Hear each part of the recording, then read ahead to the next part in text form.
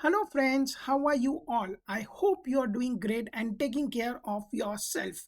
Before we proceed with today's video on how to install the SQL developer and Oracle on Amazon RDS, which is our week 2 journey of SQL for beginners. If you are new to this YouTube channel, do watch my playlist where I try to share my learning experience with you all through this YouTube channel.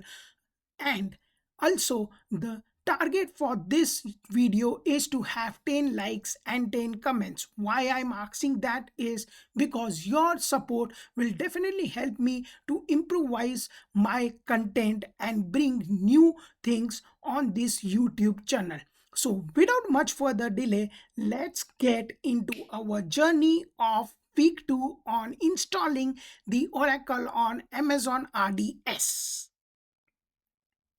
So friends, if you see on my screen, it is divided into two parts. Left side, we are having the steps of installing an Oracle on Amazon RDS. And on the right side is a pictorial version where it helps you to understand different components of AWS involved in it.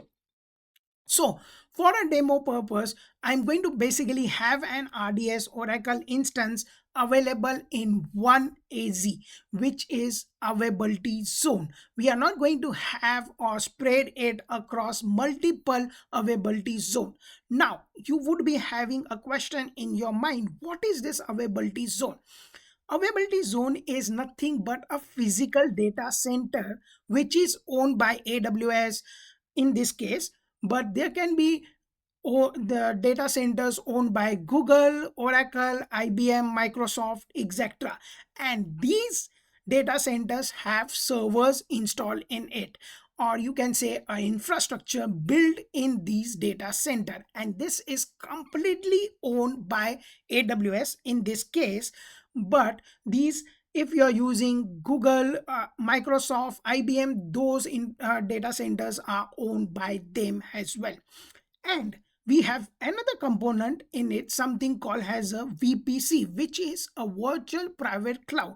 So what is this virtual private cloud? It's nothing but a safe area or a secure area where you can create and deploy your resources without any worry, and this is completely under in your control. So let me put or break this into a very simple example. So I want to open a locker in a bank to store my some secure things in it. So I go to the bank and I request for a locker.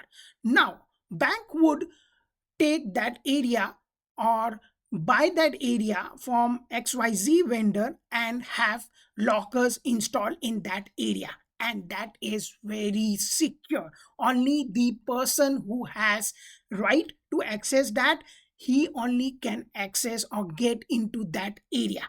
So VPC is nothing but that safe area where you have different lockers installed in it.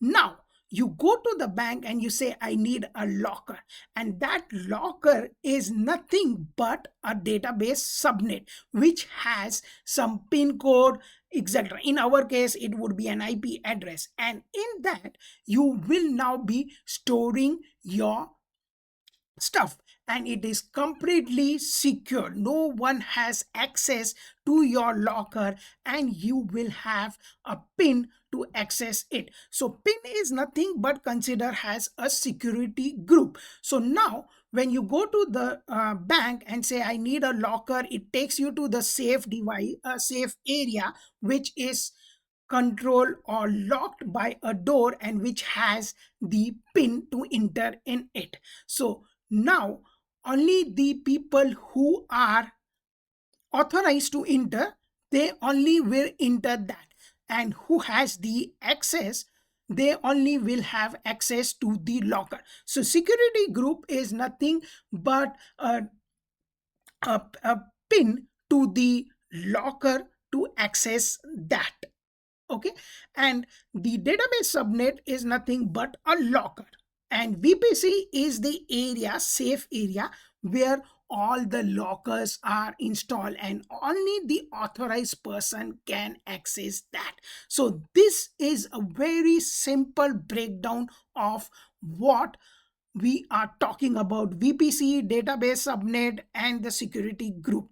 Now, to get into further into this, or let me help you to understand the architecture of what you see on the screen, is we have a virtual private cloud. In that, we are going to basically create a subnet, and we are going to then have the RDS Oracle instance link to it, and then we will create a security group which will allow the inbound traffic to access that RDS Oracle instance. So that's what is our architecture going to look like.